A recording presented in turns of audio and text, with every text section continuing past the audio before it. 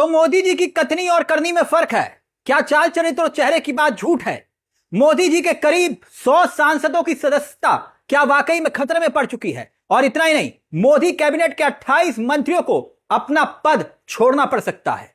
क्या है ये पूरा माजरा? क्यों यह कहावत कही जा रही है कि जिनके घर शीशे के होते हैं वो दूसरों के घर पत्थर नहीं फेंका करते मोदी जी?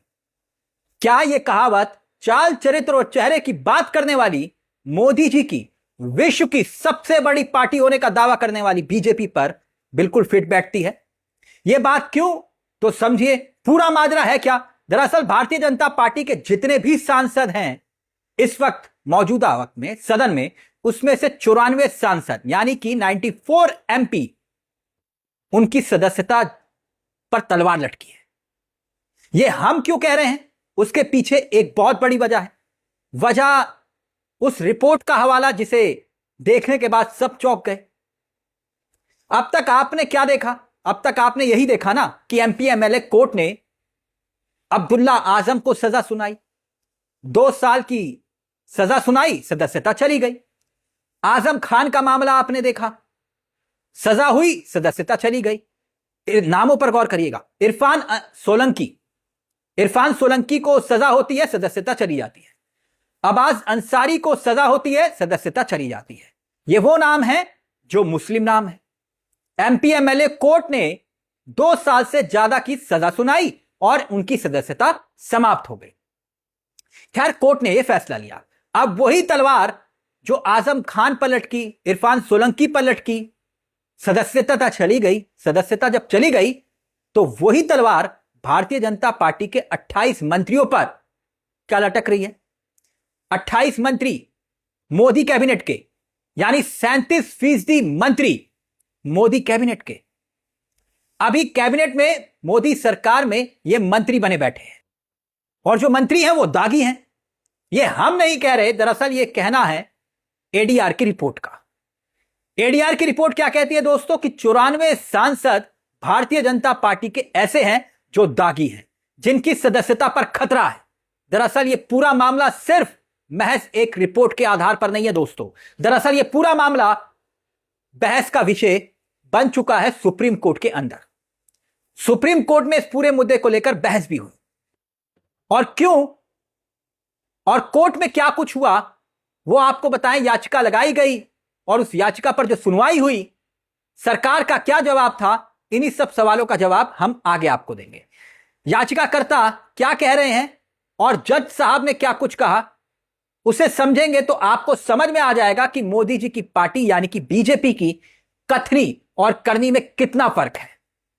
मगर उससे पहले आप एडीआर की इस रिपोर्ट पर आइए, उस पर नजर डालिए। एडीआर की रिपोर्ट जो कहती है कि 94 सांसद भारतीय जनता पार्टी के ऐसे हैं जिन पर गंभीर मामले दर्ज है, आपराधिक मामले दर्ज है। किसी पर महिला के साथ मुंह काला करने का आरोप है, तो किसी पर हत्या के प्रयास के आरोप है। यानी बड़े बड़े मामले हैं, बड़े बड़े आरोप हैं।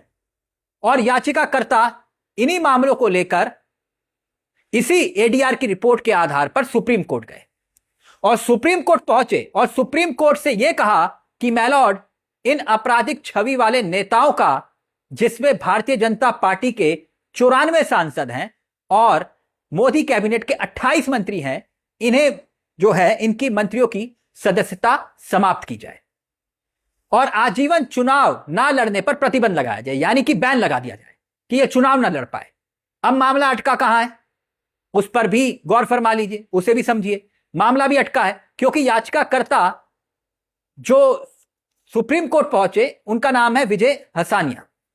विजय हरसानिया जो सुप्रीम कोर्ट के वरिष्ठ वकील भी हैं और उन्होंने यह याचिका इसलिए सुप्रीम कोर्ट में लगाई थी कि सांसद, मंत्री, विधायक आजीवन प्रतिबंध उन पर लगे जिन पर अपराध सिद्ध हो जाए, उनकी सदस्यता चली जाए। सुप्रीम कोर्ट ने यह भी माना, सुप्रीम कोर्ट कह रहा है कि जब एक सरकारी कर्मचारी, बात सुनिएगा बहुत गंभीर मामला है, कोर्ट यह कह रहा है कि जब एक सरकारी कर्मचारी पर आरोप लगता है तो उसकी नौकरी चली जाती है और यह नौकरी चंद सालों या महीनों के लिए नहीं जाती, उम्र भर के लिए चली जाती है, यानी कि आजीवन जाती है। मतलब किसी सरकारी कर्मचारी पर किसी भी तरह का गंभीर मामला सिद्ध हो जाता है, आरोप लगता है, तो उसकी नौकरी चली जाती है, वो भी ताउम्र के लिए। उसे हाथ धोना पड़ता है नौकरी से। तो एक सांसद, विधायक, मंत्री उसी पैमाने से कैसे बच जाते हैं? बात बड़ी है। वो नेता जो चुनाव जीत कर आते हैं, जिन पर आपराधिक मामले दर्ज होते हैं, वही सांसद बनते हैं, मंत्री बनते हैं और संसद में पहुंचकर मंत्री बनने के बाद वही कानून बनाते हैं। यह बात जस्टिस मनमोहन और जस्टिस दीपांकर दत्ता की बेंच में होगी। हमें इस बात को याद रखना होगा दोस्तों कि हमारे देश में जो कानून है वो ये कानून बताता है कि भाई 2 साल से ज्यादा अगर सजा होगी तो उसकी सदस्यता चली जाएगी, सांसद, विधायक, मंत्री की। हमें यह भी याद रखना होगा कि इन्हीं मान्यों के लिए, हमारे मान्यों के लिए एक अलग कोर्ट होता है, अलग न्यायालय होता है, जिसे हम एमपी एमएलए कोर्ट कहते हैं। यानी कार्रवाई की सुनवाई, जिरह, सब कुछ इसी अदालत में होता है, एमपी एमएलए अदालत में। जिसको 2 साल की सजा हो जाती है उसकी सदस्यता चली जाती है। याचिकाकर्ताओं ने, जो याचिकाकर्ता है, उन्होंने एक और मांग उठाई, एक और दलील भी रखी, मांग भी कि सुप्रीम कोर्ट ऐसे ही मामलों की गंभीरता को ध्यान में रखते हुए स्वतः संज्ञान ले ले। क्योंकि याचिकाकर्ता का तर्क यह है कि एमपी एमएलए कोर्ट में 5000 से ज्यादा मामले पेंडिंग है। यानी कि 5000 से ज्यादा दोस्तों मामले पेंडिंग है। क्योंकि इन एमपी एमएलए कोर्ट में मंत्रियों का प्रभाव, क्योंकि जांच का मसला आएगा, पुलिस जांच कैसे कर पाएगी? मामला एमपी का होता है, एमएलए का होता है, मंत्रियों का होता है, तो पुलिस की जांच धीमी होती है। और जब जांच करती है पुलिस तो धीमी जांच होगी तो अदालत किसी नतीजे पर नहीं पहुंच पाएगी।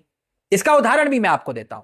जैसे कि विजय शाह का मामला याद करिए, वो विजय शाह जो मोदी जी की आंख का तारा है, उसने देश की बेटी कर्नल सोफिया कुरैशी पर अपमानजनक टिप्पणी की, आतंकियों की बहन तक बोल दिया, मोदी जी की शान में कसीदे पढ़ते हुए। हाई कोर्ट ने यह कहा कि इस मंत्री पर एफआईआर दर्ज हो 4 घंटे के अंदर। अब जांच होगी तब जब पुलिस तेज रफ्तार से जांच करेगी। और आप जानते हैं इस मामले की जांच किस तरह से चल रही है। जब नतीजे पर पहुंचेगी नहीं जांच तो फिर सजा होगी तो होगी कैसे? अब जब सजा ही नहीं हो पाएगी तो नेता, सांसद, विधायक, मंत्री बने रहते हैं, इनको कोई दिक्कत, कोई परेशानी नहीं होती। 5 साल ठाठ से गुजारते हैं और नेता शान से बोलते हैं दबदबा था, दबदबा है और दबदबा रहेगा।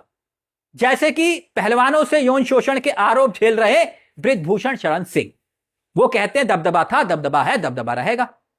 भले ही वो सांसद नहीं है बृजभूषण, मगर बेटे को बीजेपी ने सांसद जरूर बना दिया। यानी पिता रहे या बेटा रहे, घर में ही टिकट रहेगा, कोई दिक्कत नहीं। और ऐसा नहीं है कि एमपी एमएलए कोर्ट में जांच की रफ्तार धीमी होती है, ऐसा नहीं कहा मैंने, होती है, बशर्ता मामला किसी मुसलमान नेता का हो। वहां पर पुलिस की जांच तेज दौड़ती है। उदाहरण देकर समझाता हूं। नाम अगर आजम खान होगा तो पुलिस जांच तेज करेगी। नाम अगर इरफान सोलंकी होगा, नाम अरबाज अंसारी होगा, नाम अमनतुल्ला होगा, तो पुलिस की जांच 120 की नहीं 400 की स्पीड से। लेकिन इन तमाम मामलों में 170 ऐसे मामले हैं जो गंभीर मामले हैं सांसदों पर, जिसमें भारतीय जनता पार्टी के 94 सांसद हैं और 28 मोदी कैबिनेट में मंत्री। अब मामला सुप्रीम कोर्ट में चल रहा है, मगर इस मामले पर सरकार क्या जवाब दे रही है दोस्तों, अब उस पर गौर फरमाना होगा। क्योंकि कथनी और करनी में मैंने क्यों कहा कि फर्क है, सरकार का जवाब वही बताता है। सरकार ने जवाब हलफनामे के जरिए दिया, हलफनामे के जरिए ही सरकार जवाब देती है। क्या कहा सरकार ने? आजीवन प्रतिबंध लगाना सही है या नहीं, यह पूरी तरह से संसद के अधिकार क्षेत्र में आता है। कौन कह रहा है? केंद्र सरकार। केंद्र सरकार यह कह रही है कि याचिका में जो गुजारिश की गई है, आग्रह किया गया है, वो विधान को फिर से लिखने या फिर संसद को एक विशेष तरीके से कानून बनाने का निर्देश देता है, उसी समान इसे माना जाए। यह न्यायिक समीक्षा का मामला है और सुप्रीम कोर्ट की शक्तियों से पूरी तरह से परे है। यानी सुप्रीम कोर्ट को कह रहे हैं कि यह आपका मामला नहीं है, यह हमारा मामला है। मतलब कुल मिलाकर सरकार यह कह रही है सुप्रीम कोर्ट के अंदर, आपका मामला नहीं है, कोर्ट का मामला नहीं है, यह हमारे अधिकार क्षेत्र का मामला है, इसे हम खुद ही देख लेंगे। यानी आप कह सकते हो कि भाई जिसकी लाठी उसकी भैंस, सैया भाई कोतवाल, तो फिर डर काहे का? तो क्या साफ छवि के नेताओं को राजनीति में लाने की मुहिम छेड़ने वाले मोदी जी, क्या यह सवाल आप पर नहीं खड़ा होता? क्या आप ही की मुहिम पर यह चोट नहीं है? भले ही आप ही के सांसद जिन पर इतने गंभीर आरोप लगे हों, आप तो यूपी में गए और 3 हिस्ट्री शीटर गुलदस्ता देते हुए तस्वीरें वायरल हो गई आपकी। मैं ये नहीं कह रहा कि आपको मालूम था, आपको मालूम नहीं होगा, लेकिन एलआईयू कहां थी?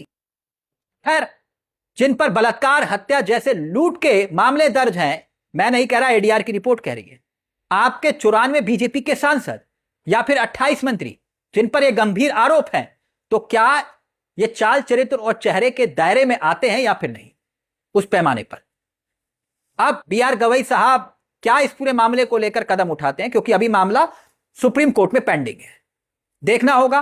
फिलहाल इस वीडियो में इतना ही, लेकिन मगर चलते चलते मैं एक सवाल आपसे जरूर करूंगा, क्योंकि इस वक्त इस देश में एक नैरेटिव की सियासत भी चल रही है। नैरेटिव की सियासत जिसमें मोदी सरकार हमेशा से देश में दो पैमाने खड़े करती है।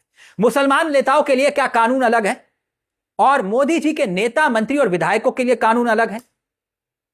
यह सवाल, इसका जवाब आप देंगे तो ज्यादा बेहतर है। कमेंट बॉक्स में हमें जरूर बताइएगा। इस खबर को लेकर आपकी क्या राय है दोस्तों, हमें कमेंट बॉक्स में जरूर बताइएगा। और चलते चलते एक दरख्वास्त कि अगर आपने इस चैनल को सब्सक्राइब नहीं किया तो जरूर करिएगा, क्योंकि यह मंच आप ही का मंच है, जहां कलम गुलाम नहीं, हम सिर्फ खबर नहीं दिखाते बल्कि खबर के पीछे की खबर बताते हैं। मुझे तिलक चावला को दीजिए इजाजत। नमस्कार, जय हिंद, जय भारत।